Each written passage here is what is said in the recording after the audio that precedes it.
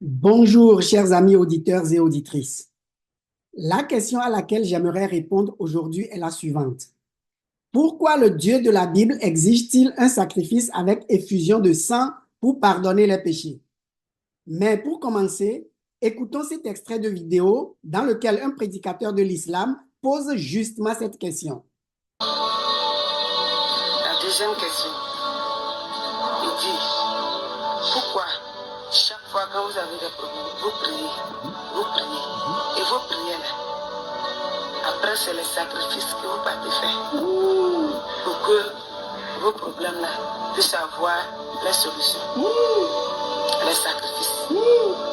Troisième question. Pardon, attends d'abord deuxième question là. Tu es sûr, tu as reçu révélation. C'est ton Seigneur qui t'a dit musulman, fais sacrifice. C'est ton Seigneur qui t'a dit ça. Et nous, on n'était pas informés. Donc maintenant, ton Seigneur te demande de venir dire aux musulmans là, pourquoi ils font sacrifice après avoir invoqué Allah, c'est ça? Mais ton Seigneur, comment il peut poser une telle question? Ton Seigneur a oublié que lui-même là, il s'est sacrifié s'il est Dieu. S'il est Dieu là, il s'est sacrifié. Parce que pour vous, Jésus-Christ est Dieu. Le Dieu, c'est Jésus. Donc Jésus, Dieu s'est sacrifié. Mais comment lui-même qui fait sacrifice, il va demander pourquoi nous on fait sacrifice? Alors qu'aucun musulman ne fait sacrifice après avoir invoqué Allah. Ça n'existe nulle part. Il s'est trompé. Dans la sourate 3, verset 173, qu'est-ce qu'Allah Azawajal il nous dit? Allah Azawajal, hasbunallahu wa ni'mal wakil. Hasbunallah, Allah nous suffit. Allah suffit aux musulmans. Donc quand on évoque Allah, Allah nous suffit, il n'y a plus de sacrifice. Non, non. Maintenant ton Seigneur demande pourquoi nous on fait sacrifice. Alors que selon vous, Jésus-Christ, Dieu, il s'est sacrifié. Il a fait son propre sacrifice. Et il demande encore pourquoi on fait sacrifice. Et si pour vous, Jésus-Christ, il est fils de Dieu, donc ce qui veut dire Dieu sacrifie son fils. Et après, il va nous demander à nous musulmans pourquoi on fait sacrifice. Tu es sûr que c'est ton Seigneur qui t'a dit ça? Tu es sûr que ton Seigneur a pu te poser telle question? Il va retourner voir ton Seigneur et lui dire que nous, les musulmans, on ne fait pas sacrifice après avoir invoqué Allah. Ça n'existe nulle part. Sinon, sors le verset. Maintenant, dis à ton Seigneur, lui-même là, pourquoi il s'est sacrifié lui-même s'il est Dieu? Sinon, si c'est son fils qu'il a sacrifié, pourquoi il a fait le sacrifice de son fils? S'il te répond, viens nous voir et nous aussi on va essayer de répondre à la question. Donc retourne voir ton Seigneur pour lui dire, les musulmans t'ont dit de lui retourner la question, pourquoi lui-même s'est sacrifié d'abord? Ou bien pourquoi il a fait le sacrifice de son fils? Pourquoi? Encore sacrifice humain. Sacrifice humain. Ton Dieu qui est amour là, ton Seigneur qui est amour, sacrifie son fils. Il veut sang humain. En tout cas, nous n'en sommes pas dedans. Okay. Comme vous l'avez entendu vers la fin de l'extrait de vidéo, ce prédicateur musulman pose la question à la dame. Il dit, si pour toi Jésus-Christ est Dieu, demande à ton Dieu pourquoi il s'est sacrifié lui-même sur la croix. Mais si pour toi Jésus-Christ est plutôt le Fils de Dieu, demande à Dieu son Père pourquoi il a fait le sacrifice de son Fils. Ton Dieu qui est amour, il sacrifie son Fils. Il fait un sacrifice humain. Il veut du sang humain. Alors, comme vous le voyez, cela a l'air d'être dégoûtant de la part d'un Dieu, car ce Dieu réclame que du sang humain soit versé. Maintenant, dans le cadre de la question que j'avais posée le 27 janvier passé, et la question était, est-ce que le Dieu de la Bible est le même que le Dieu du Coran? J'ai dit que la réponse était non, non et non. Et si vous n'aviez pas écouté cette vidéo, ce serait très utile que vous le fassiez. Et je disais que la raison pour laquelle la réponse est un non catégorique, c'est que le Dieu de la Bible exige un sacrifice avec effusion de sang pour pardonner les péchés et que cela faisait partie de son identité. Donc, il ne peut pas changer là-dessus. Or, Allah de l'islam prétend pardonner les péchés sans sacrifice et sans effusion de sang. Donc, Allah ne peut pas être le Dieu de la Bible. Allah n'est pas le Dieu de la Bible. Aujourd'hui, nous allons nous demander plus spécifiquement pourquoi donc le Dieu de la Bible exige-t-il un sacrifice avec effusion de sang pour pardonner les péchés. Quel est le bien fondé de ça? Pourquoi quelqu'un doit mourir pour les péchés d'une autre personne? Et pourquoi faut-il que ce soit une mort avec effusion de sang? Pourquoi cela ne peut pas être une mort par étouffement, par exemple, mais qu'il faut que ce soit avec effusion de sang? Les hommes ne peuvent-ils pas être pardonnés par un autre moyen que ça?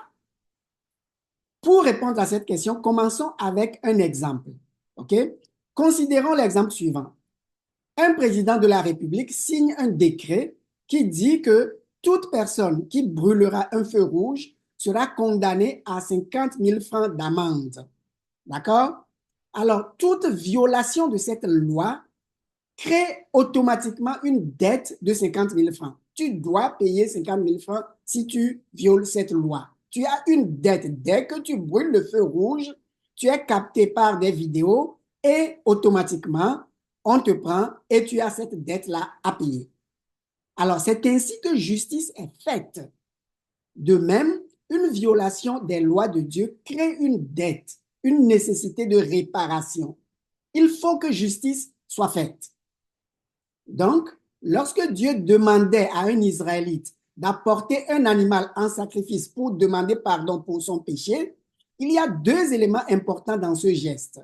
Le premier élément, c'est que l'animal apporté en sacrifice représente le fait que le coupable est en train de payer la dette créée par sa violation d'une loi de Dieu. C'est comme s'il était en train de payer son amende de 50 000 francs. L'animal lui a coûté quelque chose et le fait de le donner en sacrifice représente le paiement de sa dette. Dette créée par sa violation d'une loi de Dieu. Et le deuxième élément, c'est que le sang de l'animal est versé pour représenter le fait que l'animal donne sa vie. Lisons un passage biblique très important pour le sujet qui nous concerne aujourd'hui. C'est Lévitique 17, 11. Il y est écrit: « Car le sang, c'est la vie de toute créature. Et moi, je vous l'ai donné afin qu'il serve à accomplir sur l'autel le rite d'expiation pour votre vie. En effet, c'est parce qu'il représente la vie que le sang sert d'expiation. » Donc, ce que Dieu dit au peuple d'Israël ici, c'est que vous devez verser le sang de l'animal parce que le sang, c'est la vie de l'animal. OK? Et que, puisque le sang représente la vie, il faut que le sang soit versé pour servir de rite d'expiation pour la vie de celui qui offre le sacrifice. Donc, puisque le sang représente la vie, il faut que le sang soit versé pour représenter le fait que l'animal est en train de donner sa vie pour celui qui fait le sacrifice. Sa vie est donnée en paiement, la vie de l'animal est donnée en paiement de la dette créée par la violation du commandement de Dieu qui est survenu pour celui-là qui doit offrir le sacrifice. Si la vie de l'animal est donnée pour payer la dette du coupable, nous devrions nous demander maintenant quelle est la dette réelle d'un coupable devant Dieu. La dette réelle d'un humain devant Dieu, selon la Bible, c'est quoi? Romains 6, 23 nous le dit. Nous y lisons. Le salaire du péché, c'est la mort. Donc, le salaire du péché étant la mort, ça veut dire que la dette que tu dois payer parce que tu as violé les commandements de Dieu, c'est ta vie. Tu dois le payer avec ta vie. Donc, la dette, c'est ta vie dans le sens que tu dois perdre ta vie éternellement en enfer. L'amende à payer lorsque tu pèches contre Dieu, c'est de passer ton éternité en enfer. C'est ce que ça veut dire. Le salaire du péché, c'est la mort. Or, je disais que l'animal sacrifié représente le paiement de la dette du coupable. OK? Si cela était vrai à 100%, que sacrifier un animal te permet de payer ta dette, alors pourquoi il fallait que Jésus-Christ vienne mourir sur la croix et verser son sang? Pourquoi Dieu n'a pas simplement continué avec le système de sacrifice des animaux? La réponse est que la valeur d'un animal est énormément inférieure à celle d'un humain. Donc, la valeur d'un animal n'est pas suffisante pour payer la dette qui est égale à la valeur d'un humain. Exemple, tu ne peux pas payer ton amende de 50 000 francs avec un bien qui vaut 100 francs. il faut que tu donnes un bien qui vaut au moins 50 000 francs. Donc, le sacrifice des animaux était simplement un système temporaire que Dieu a mis en place en attendant d'envoyer son Fils unique. En effet, son Fils unique, lui, il a la nature divine. Donc, sa valeur est infinie. Et donc, cette valeur est supérieure à la valeur de l'humain. Et cette valeur est ainsi plus que suffisante pour payer la dette de cet humain fautif. D'accord? Et cette valeur est suffisante pour payer la dette d'un nombre infini de personnes. Alors, imaginons que la valeur d'un humain, c'est 1 milliard de francs CFA. Or, la valeur de Jésus-Christ est infinie, puisqu'il a la nature divine. OK? À cause de sa nature divine, sa valeur est infinie. On s'entend que lorsqu'il était sur la terre, il avait la nature humaine aussi, mais il avait la nature humaine et la nature divine. Et de par sa nature divine, sa valeur est infinie. Donc, cette valeur est suffisante pour payer la dette de milliards et de milliards et de milliards de personnes. Voilà pourquoi il fallait que Jésus vienne mourir pour pouvoir racheter un grand nombre de personnes, pour pouvoir payer la dette d'un grand nombre de personnes de par sa nature divine qui est infinie et donc qui fait qu'il a une valeur infinie, mais en s'incarnant dans un corps humain, il pouvait mourir de par sa nature humaine. OK, ça va jusque-là? Alors, le sacrifice d'animaux servait à couvrir temporairement les péchés et à préparer le peuple pour la venue du véritable sacrifice, celui du Fils unique de Dieu. Jésus est le véritable agneau de Dieu qui s'est donné lui-même en sacrifice comme paiement de la dette créée par nos désobéissances aux lois de Dieu. Et son sang a été versé pour représenter le fait qu'il est en train de donner sa vie, puisque le sang, c'est la vie, comme nous l'avions lu dans Lévitique 17, 11. Voilà pourquoi le Dieu de la Bible exige un sacrifice avec effusion de sang pour pardonner le péché. L'implication de ça, c'est que si le Dieu de la Bible pardonnait le péché sans que la dette créée par ce péché soit payée, il serait un Dieu sans dignité. OK? Reprenons mon exemple du président qui a signé un décret disant que toute personne qui brûlera un feu rouge devra payer une amende de 50 000 francs. D'accord? Donc, toute violation de cette loi, comme je le disais, crée automatiquement une dette de 50 000 francs. Mais supposons que chaque fois que quelqu'un brûle un feu rouge, il écrit une lettre au président et lui dit je demande pardon, excuse-moi, je ne recommencerai plus. Et le président oublie ça. Donc, n'importe qui, toute personne, lui écrit une lettre, dit ok, j'ai brûlé un feu rouge, mais bon, mais je suis désolé, pardonne-moi, et l'affaire passe. La personne n'a plus à payer la dette. Alors, ce qui va arriver, c'est qu'il n'y aura personne qui aura du respect pour ce président.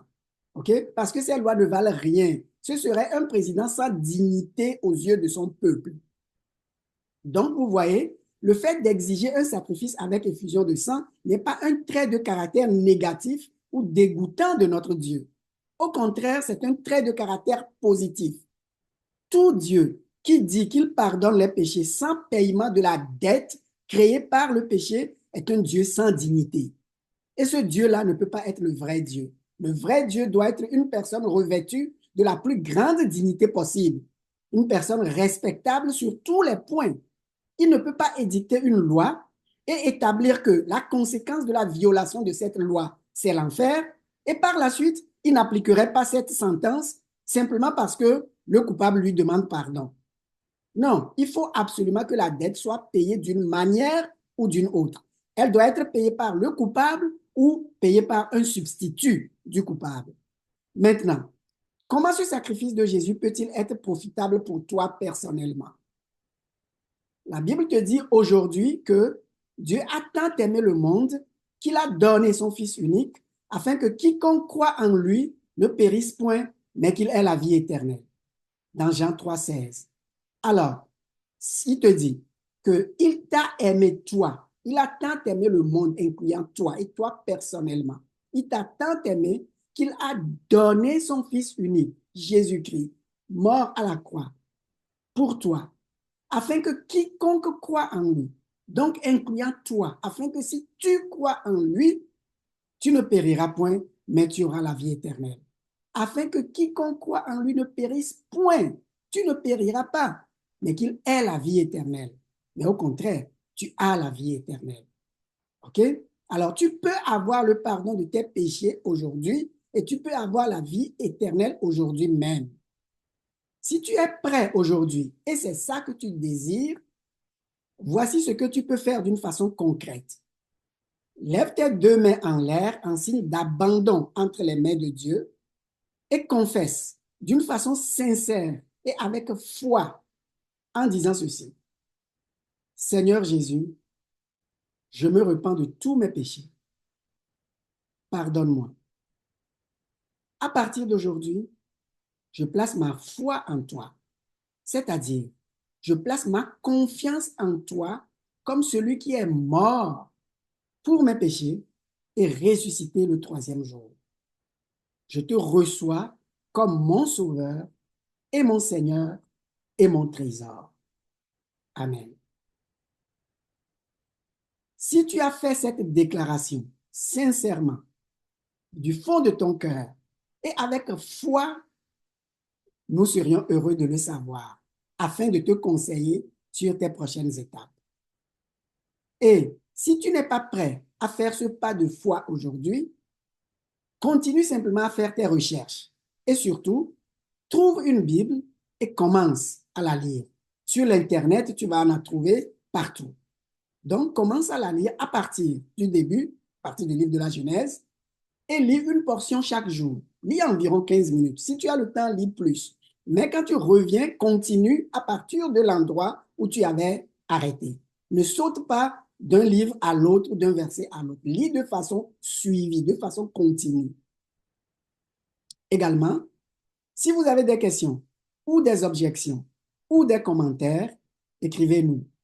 Notre adresse, c'est ladivinitédejésus@gmail.com. Par WhatsApp, c'est au +229 58 71 09 37. Si vous avez apprécié cette vidéo, partagez-la avec d'autres personnes. Et si vous désirez que YouTube vous avise lorsque d'autres vidéos seront produites, cliquez sur le symbole de la cloche au bas de l'écran et abonnez-vous à cette chaîne. Sur ce, je vous dis au revoir et que la grâce de l'Éternel Dieu soit avec vous.